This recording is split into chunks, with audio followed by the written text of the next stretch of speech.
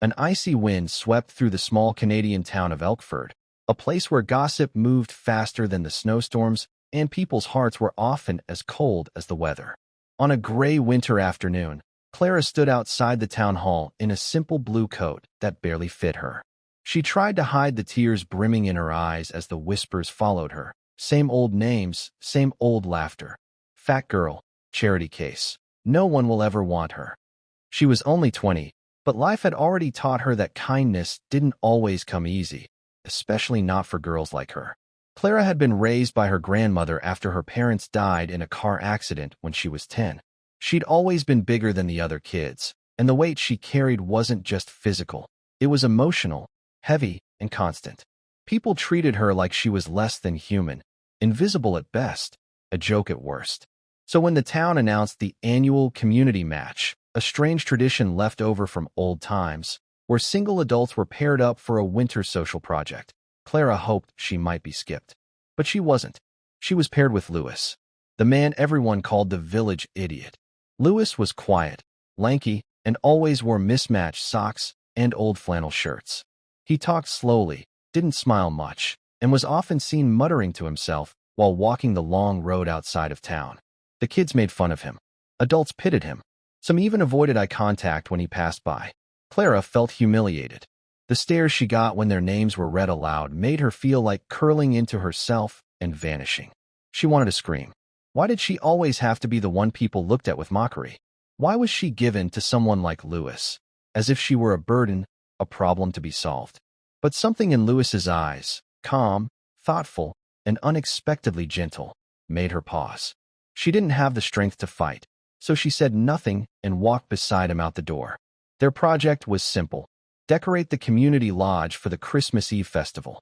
Clara dreaded the time she'd have to spend with him, certain it would be awkward and silent. But to her surprise, Louis spoke with purpose.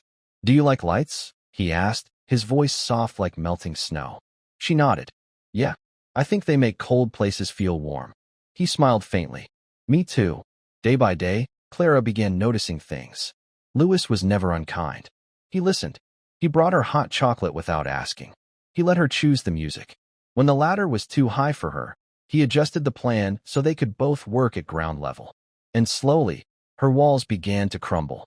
One evening, after stringing the last row of lights across the porch, they sat in silence on the frozen bench outside the lodge. Clara finally asked the question that had been on her mind. "Why don't you talk to anyone?" He shrugged. "They decided who I was a long time ago. Easier to let them believe it." "But that's not fair," she whispered. Louis looked at her then, eyes clear. "Neither is what they say about you." Tears welled up, uninvited but honest. "I'm tired of being a joke." "You're not a joke," he said. "You're kind. You show up. That means more than they'll ever know." Clara didn't know how to respond. No one had ever spoken to her like that. By the time Christmas Eve arrived, the lodge sparkled. People poured in, their faces surprised at how beautiful everything looked. Clara and Louis stood quietly in a corner, watching. Then something happened that left everyone speechless. A group of realtors and town officials approached Louis. One of them, the mayor, offered a firm handshake and said, "Mr. Kensington, thank you again for funding the new shelter. Elkford is lucky to have you." Clara froze. "What, Mr. Kensington?" The mayor continued, "Folks, I'd like you all to meet the man behind the Kensington Family Foundation, our biggest donor and a true supporter of this town." The whispers began. Faces turned. Clara stood next to him, her heart thundering. He leaned in and quietly said, "I didn't tell anyone because I didn't want to be treated differently. I wanted to see if anyone would treat me like a human being first." Tears rolled down her cheeks. Not for his money, not even for the shock, but because for the first time, someone in this town had seen her for who she was. And she had seen someone too. Later that night, as the town danced and laughed under the warm lights they had hung together, Clara and Louis sat again on the bench outside. Snow fell gently around them. He looked at her, eyes kind. "Thank you for not judging me." She smiled, her heart full. "Thank you for seeing me." In a town full of people quick to judge and slow to love, two souls, lonely, overlooked, and misunderstood, found something more than friendship. They found truth. And truth, no matter how cold the world gets, will always feel like home. The message? Never measure someone's worth by their appearance or by what the world says about them. The quietest people may carry the deepest treasures, and the most overlooked hearts may hold the most beautiful light.